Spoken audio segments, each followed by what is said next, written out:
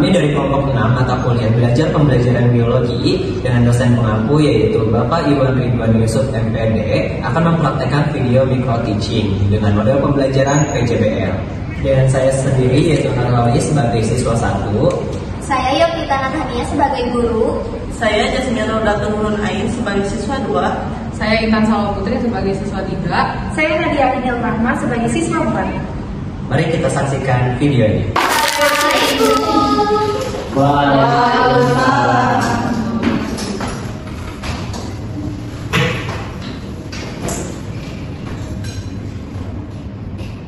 Oke, bismillahirrahmanirrahim. Assalamualaikum warahmatullahi wabarakatuh. Waalaikumsalam warahmatullahi wabarakatuh. Selamat pagi anak-anak. Pagi, Bu. Oke, bagaimana kabar hari ini? Alhamdulillah sehat sekali. Luar biasa. Alhamdulillah. Sebelum kita mengawali pembelajaran hari ini, lebih baiknya kita berdoa terlebih dahulu ya. Boleh dipimpin oleh Salis? Berdoa dimulai. Berdoa selesai. Oke. Semoga kalian selalu dalam lindungan Allah Subhanahu wa taala ya, dan semoga kalian hari ini siap belajar, siap? Siap. Kita absen terlebih dahulu ya. Intan Salwa Putri, Hadir, Bu. Nadia Ainul Rahma, Hadir, Bu. Nurul Khalis, Hadir, Bu. Jasmine. Hadir, Bu. Oke, alhamdulillah ada semua ya. Nah, setelah kita belajar ya kemarin, ada yang masih ingat gak? Kita belajar apa kemarin itu?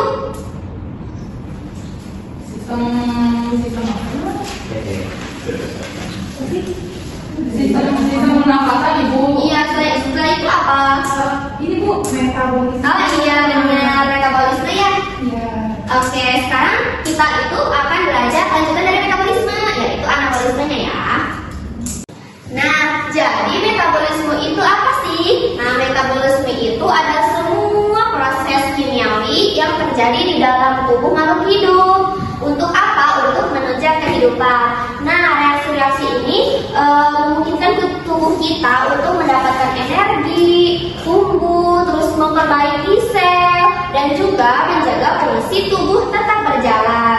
Nah, masih ingat nggak secara garis besarnya itu jenis-jenis metabolisme itu ada apa aja?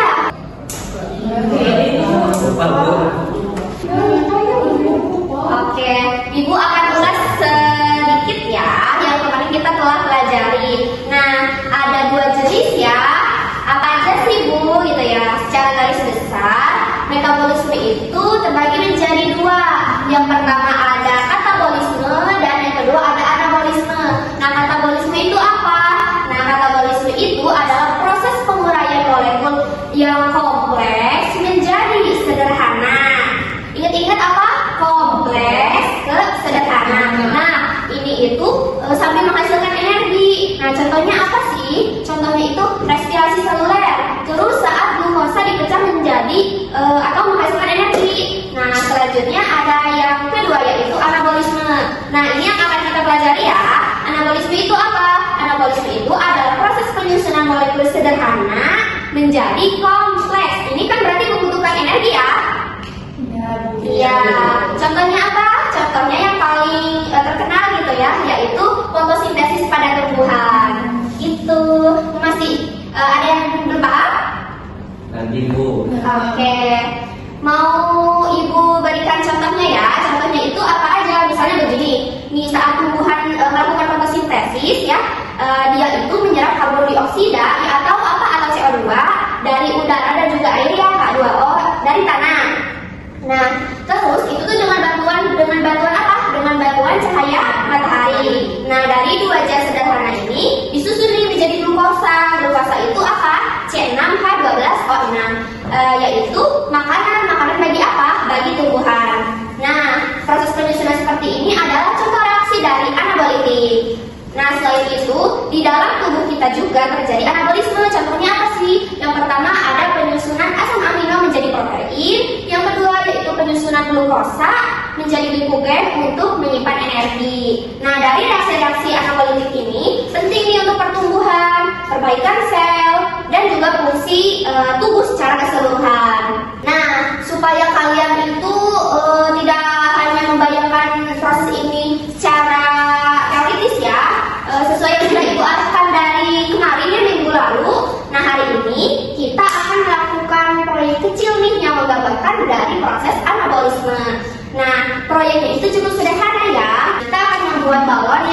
mengembang sendiri melalui reaksi kimia.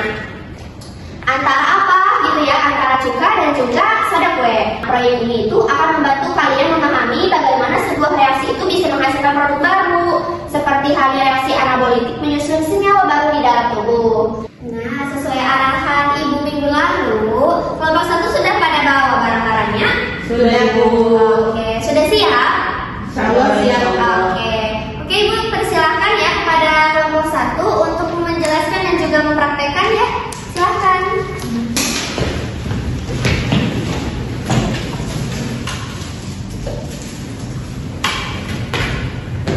Assalamualaikum warahmatullahi wabarakatuh. Waalaikumsalam warahmatullahi wabarakatuh. Kami dari kelompok 1 akan mempresentasikan hasil proyek kami yang berjudul simulasi reaksi anabolik melalui pembuatan balon yang mengembang sendiri. Nah teman-teman, tujuan dari proyek ini ialah untuk mengetahui bahwa suatu reaksi kimia itu dapat menghasilkan zat baru. Nah dalam proyek ini zat yang dihasilkan itu adalah gas yang dapat kita amati secara langsung. Nah hal ini itu menggambarkan konsep dari anabolisme, yakni penyusunan zat sederhana menjadi zat yang lebih kompleks. Nah, adapun beberapa alat bahan yang kami gunakan yaitu botol plastik, 1 sendok makan soda kue, terus sekitar 100 ml cuka, dan balon. Nah, yang pertama itu cuka dimasukkan ke dalam botol, Yang kedua, soda kue dimasukkan ke dalam balon menggunakan corong. Setelah itu, balon diangkat agar soda kue masuk ke dalam botol. Nah, reaksi yang terjadi akan menghasilkan gas sehingga balon mengembang sendiri.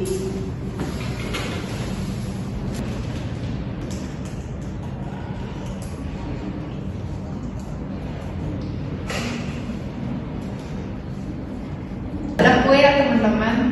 Masukin.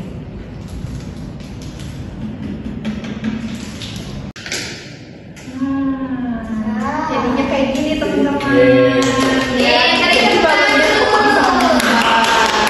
Nah jadi teman-teman, reaksi kimia yang terjadi dari proses ini ialah NaHCO3 ditambah H3COH menghasilkan CO2 dan juga H2O dan garam. Nah jadi gas CO2 yang dihasilkan itu yang menyebabkan balon itu mengembang kayak gini. Reaksi itu menggambarkan proses terbentuknya produk dari 2 reaktan, mirip dengan reaksi anabolisme dalam tubuh makhluk hidup gitu teman-teman. Oke, sudah selesai ya. Beri tepuk tangan dulu. Hebat banget ya. Terima kasih kepada kelompok 1 atas presentasinya ya, sangat bagus sekali. Oke, di sini teman-teman boleh ya kalau ingin bertanya, raise hand. Izin bertanya Ibu, Boleh, salah. untuk kelompok 1, kenapa kalian memilih reaksi ini untuk mewakili konsep anabolisme, sedangkan reaksi ini bukan reaksi kimia biasa, bukan reaksi biologis? Boleh dijawab. Izin untuk menjawab pertanyaan pertanyaannya menarik banget ya sobat. Jadi di sini tuh kami memilih proyek ini, meskipun itu di proyek itu yang reaksi yang terjadi itu bukan reaksi anabolik yang sebenarnya, tapi prosesnya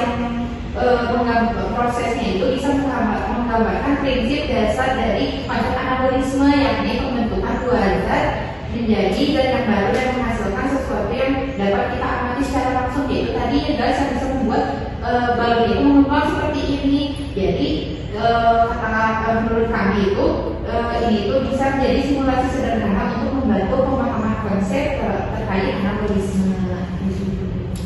Oke. Ibu izin.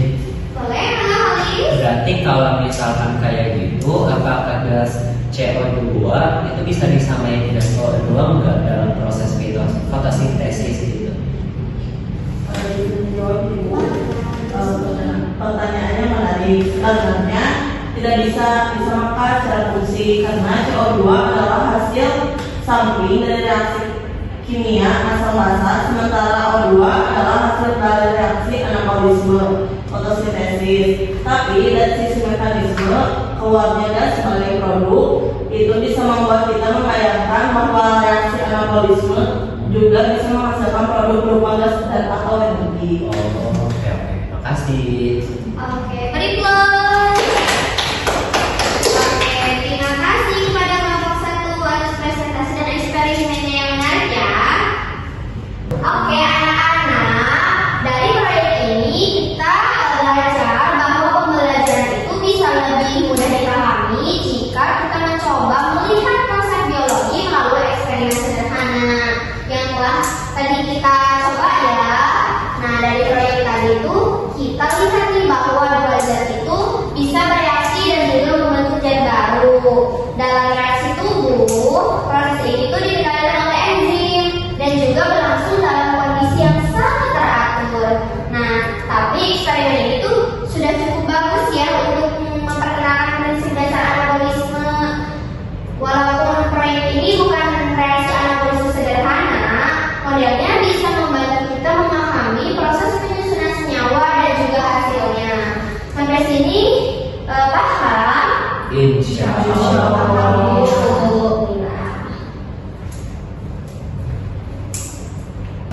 Oke, cukup sekian ya pembelajaran hari ini. Semoga bermanfaat di dalam kehidupan nyata kalian ya. Dan Ibu cukupkan. Wassalamualaikum warahmatullahi wabarakatuh. Waalaikumsalam warahmatullahi wabarakatuh. Terima kasih.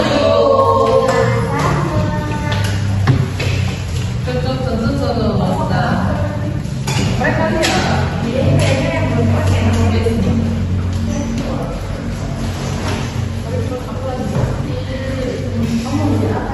Oke Ibu, kami duluan ya.